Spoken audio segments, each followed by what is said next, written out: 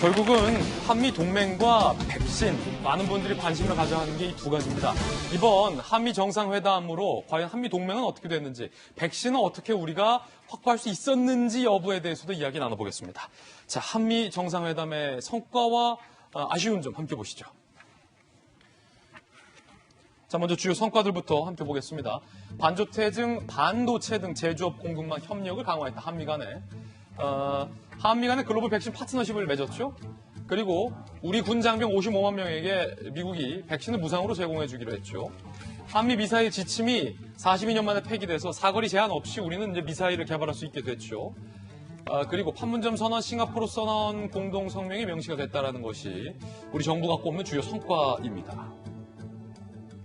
특히나 주목할 만한 점은 우리의 4대 기업이 이번 한미 정상회담 때 역할을 톡톡히 했습니다.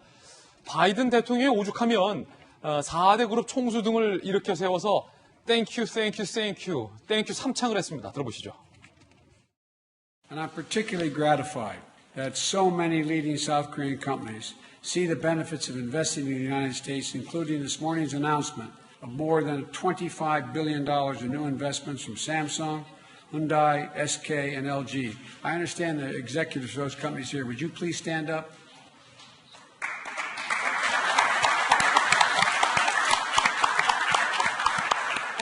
Thank you. And I think...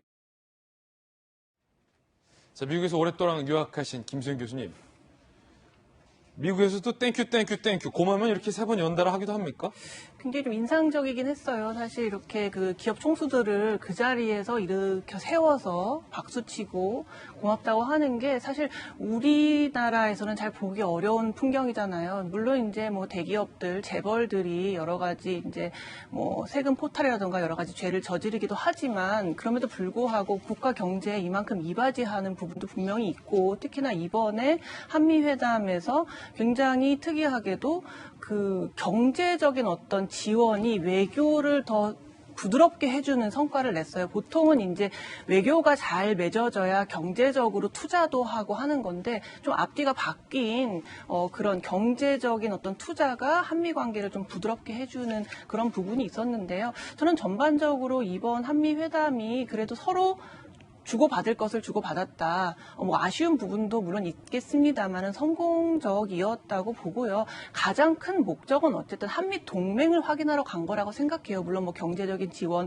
백신 여러 가지 이제 사안들이 부차적으로 있었지만 제일 중요한 건 어쨌든 트럼프 행정부에서는 한미 동맹이 굉장히 약화되고 트럼프 자체가 한미 동맹의 가치를 별로 평가하지 않았잖아요. 뭐 방위비 분담금 협상에서도 어마어마한 액수를 우리한테 내라고 하고 그런데 바이든 행정부가 되면서 동맹을 복원하겠다는 이제 메시지를 제일 처음 남겼고 이제 우리나라 이제 문재인 대통령이 가서 한미 동맹은 이렇게 굳건하다. 그리고 앞으로 동북아 질서를 이제 다루는 데 있어서도 뜻을 함께 하겠다라는 걸 좀 확인하러 간 거기 때문에 그 부분에 대해서 잘했다는 생각이 들고 이제 한 가지 이제 우려점은 어쨌든 문재인 정부가 이제 트럼프 정부와 이제 어떤 파트너를 맺고 있을 때는 좀 균형 외교를 했다고 할까요? 이제 중국과 미국의 중간쯤에 걸쳐 있는 좀 균형 외교를 했는데 이제 한미 동맹이 강화되면 당연히 한중 관계가 조금 약화될 가능성이 있죠. 그렇다면 한중 관계의 약화는 결국 또 남북 관계에도 영향을 미칠 수 있기 때문에 그 부분을 어떻게 또 정부가 잘 헤쳐나갈지를 좀 주목해서 봐야 될 것 같습니다. 예, 이번엔 백신 이야기 많이들 궁금해하실 것 같습니다. 그래서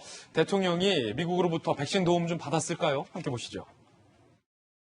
미국의 선진 기술과 한국의 생산 역량을 결합한 한미 백신 글로벌 포괄적 파트너십을 구축하기로 했습니다.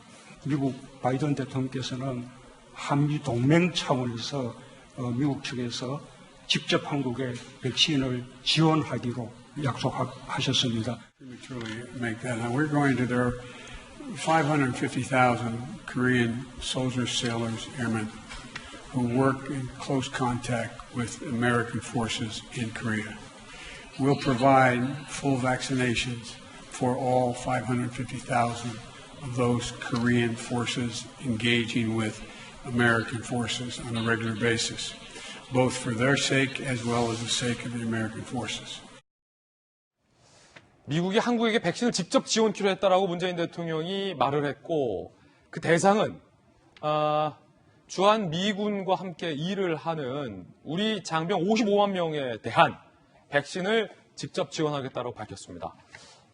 정의용 외교부 장관은 백신 스와프 등을 운운하면서 언급하면서 마치 미국에 남는 백신을 우리가 정상회담 등을 통해서 지원받을 수 있을 것인 듯 이야기를 했지만 그 백신 스와프는 불발됐습니다. 그래서 더 정확히 말하면 우리 장병들에게 미국이 지원해주기로 한 백신 이외에 일반인들에게 여유 백신을 주는 것은 한도 수도 없다는 겁니다.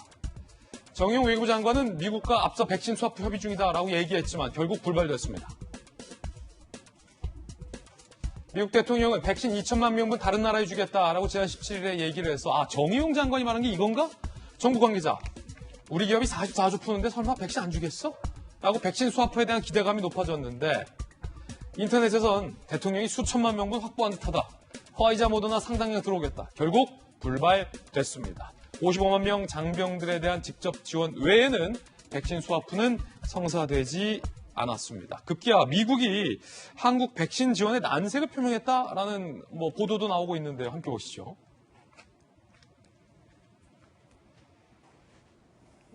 한국은 아시아 다른 나라보다 상황이 심각하지 않다. 그런데도 우리를 너무 압박하니 당황스럽다. 회담 실무협의에서 막판까지 백신 추가 확보에 노력했지만 미국이 난색을 피했다는 얘기도 나오고 있는 건데요.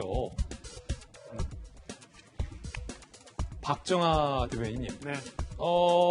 이게 일단은 55만 명 장병 백신 지원권에 대해서는 잘된 일인데 정용 장관이 언급했던 그 백신 스와프, 그러니까 일반 국민들을 상대로 미국에 남는 백신을 들어오겠다라는 계획은 어떻게 된 거죠?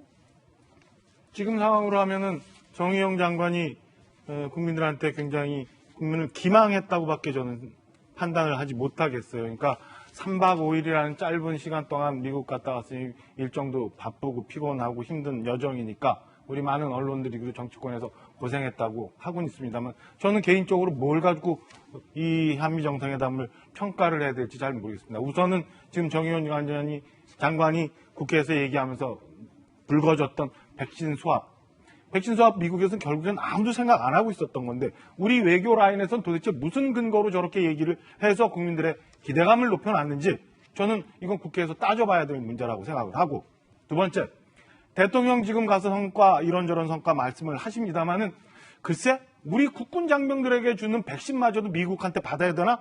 저는 굉장히 불쾌하고 자존심이 상해요. 차라리 어려운 우리 국민들 먼저 주고 우리 국군 장병들한테는 우리 정부가 백신 맞춰줘야 되는 게 맞다고 봐요. 얼마 전에 우리 급식 때문에 이 격리 장병들 배식 때문에 문제가 됐었는데 밥도 제대로 못 두고 백신도 미국 거 맞추고 이게 대한민국 국군의 모습인지 참 저는 아쉽고 안타까운 마음이에요. 마지막 이런저런 거 얘기했습니다만 땡큐 했지만 결국에는 지금까지 국내에서 핍박받던 기업들 경쟁력 가지고 외국 나가서 열심히 일했던 그 경쟁력 갖고 대통령 지금 한무회고 뒷받침해줬던 거 아니에요. 그거에 대해서 고마워야지. 이제 와서 내가 다 했다 얘기하는 거 저는 굉장히 아니라고 생각하고요. 지금이라도 우리가 처해 있는 상황에 대해서 민낯을 좀 얘기하고 지금까지 거짓말했던 거 왜곡했던 거 국민들한테 얘기하고 이제부터는 정말 한미동맹 축을 위해서 우리 가겠다 얘기해야지. 느닷없이 무슨 여권에 있는 의원 나와서 중국 가서 보고하고 와라? 글쎄요.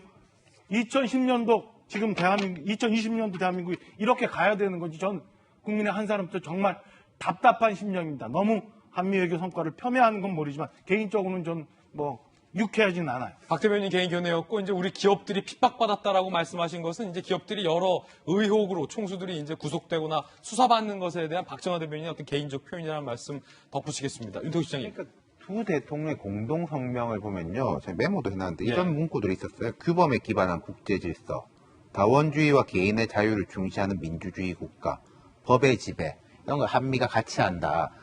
이건 좀 미국 쪽의 주장이 많이 들어간 것 같고 이제 북미 정상회담의 성과를 이어받고 이건 우리 쪽 주장이 들어간 건데 결국은 아까 말씀드렸던 그 문구에서 다 내려오는 것 같아요. 백신에서 뜯어보자면은 미국에서 한참 전에 그런 현지 보도들이 있었습니다. 1, 2, 3순위가 있는데 첫 번째 순위는 가까이 있는 곳, 캐나다하고 멕시코. 거기는 워낙에 접촉이 많으니까 남으면 거기를 막아야지 미국이 보호가 되는 거 아니겠습니까? 1순위. 그 다음에 이제 2순위는 남으면은 쿼드 국가. 그다음 3순위는 뭐 아프리카, 인도 뭐 이런 식으로 이야기가 나왔었어요. 우리는 쿼드는 아니지만은 주한미군이 아니죠.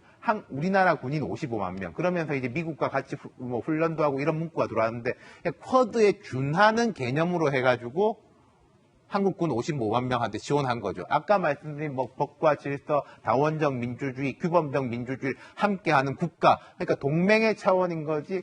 이제 물론 동맹이라는 게 결국 뭐 우리가 친하니까 이런 거가 있지만은 미국이 생각할 때는 안보하고 백신과 세계 전략을 한 덩어리로 묶어가지고 가는 거다. 그러니까 우리가 좀 나이브했던 것 같고, 그리고 뭐 박지원 대변인 여기 계시지만은 야권도 좀 웃긴 게 뭐 얼마 전에 황교안 전 대표 가가지고 뭐 서울, 부산, 제주 먼저, 그 다음에 이제 야당 의원들 2명도 가가지고 막 성과가 이제 있었다라고 했을 때 여권에서 뭐라고 비판했냐면은 대통령이 성과를 거둘 것 같은 거 다 알려지니까 먼저 가서 숟가락 살짝 얹었다라고 했는데 무슨 서로 숟가락을 얹고 말고도 할 것도 없어요. 그리고 미국 언론에서 한미 정상회담 직전에 어떤 보도들이 있었냐면은 참 이거 우리가 기뻐해야 될지 슬퍼해야 될지 모르겠는데 한국은 선진국이고 코로나도 심각하지 않은데 왜 우리가 한국을 먼저 해야 되느냐, 뭐 인도, 브라질 같은 데를 먼저 해야 될 거 아니냐라고 하니까 미국에 아까 나왔지만 미국 관료들이나 고위층들도 아니 우리는 주고 싶은데